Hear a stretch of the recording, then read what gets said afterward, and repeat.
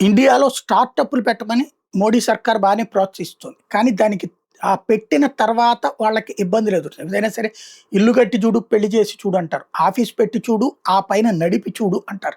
ఇప్పుడు నేనే చూస్తాను. వాస్తవంగా మొదట్లో వీడియోలు చేస్తే రూ. 4 వచ్చేది. వేరే కంపెనీలో ఉద్యోగం చేస్తూ దాంతో పాటు ఇది కూడా వేడి నీళ్ళకి చన్నీళ్ళు అనుకున్నట్టు, చన్నీళ్ళలో వేడి నీళ్ళు అనుకున్నామా, లేకపోతే వేడి నీళ్ళలో చన్నీళ్ళు అనుకున్నామా అట్ట గడిపేసాం. తర్వాతన ఈ దాన్నేమంటారు, కొన్ని ఇబ్బందులు కొంత ఇదొచ్చిన తర్వాతన మనకంటూ మనం సెపరేట్‌గా చేసుకుంటున్నప్పుడు కొంత పెట్టుబడి కావాల్సొచ్చింది. స్టూడియో ఇట్లాంటియన్నీ పెట్టుకోవడానికి. సరే అప్పో సొప్పో చేసి స్టార్ట్ చేశాం. నడుస్తోంది. ఇప్పుడు కొంతమంది సిబ్బంది జీతాలు ఇవ్వాలి. ఇప్పుడు పొద్దున్నుంచి కొంతమంది అంటుంటారు, "ఎందుకని నన్ను వీడియోలు చేస్తారు, కొద్దిగా తగ్గించుకోవచ్చు కదా" అని కొంతమంది.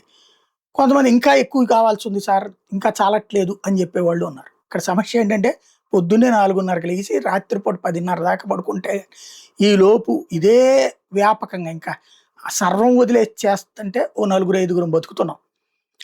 ఒక 4 రోజులు మొన్న ఇప్పుడు మా అత్తగారు చనిపోయినప్పుడు, లేకపోతే అంతకుముందు అమ్మ చనిపోయినప్పుడు, నాన్న చనిపోయినప్పుడు ఓ 4, 5 రోజులు గ్యాప్ వచ్చిందంటే ఆ నెలలో ఎతుక్కోవాల్సొస్తుంది. ఇబ్బంది పడాల్సొస్తుంది. అలాంటిది అంటే కంపెనీలు నడపడం అంటే ఆషామాషీ గాదు. మళ్ళీ పన్ను టైంకి కట్టేయాల.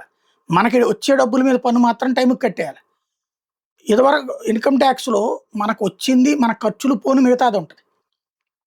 ఈటిట్లో వచ్చేటప్పటికి ఇప్పుడు అట్లా కాదు. సిస్టమ్ అంతా మారిపోయింది. నువ్వు వచ్చిన దాని మీద కట్టేసేయి ముందు. ఆ మిగిలిన దాంతో నువ్వు బతుకు అన్నటువంటి పరిస్థితొచ్చింది. ఇది చాలా పెద్ద నరకం అన్నమాట. దాంతో సమస్యలు ఎదురైపోతున్నాయి. ఇప్పుడు ఈ సిట్యుయేషన్‌లో ఇలాగే కంపెనీలు ఇబ్బంది పడుతున్నాయి. స్టార్టప్ కంపెనీలు. ఇట్లాంటోళ్ళందరిని అమెరికా పిలుస్తుంది. 100 Indian artificial intelligence startup companies founders అమెరికాకి వలస వెళ్ళిపోయారట. అక్కడ ఫండ్స్ ఇస్తున్నారట. అలాగే యూజర్స్ కూడా భారీగా ఉన్నారట అక్కడ.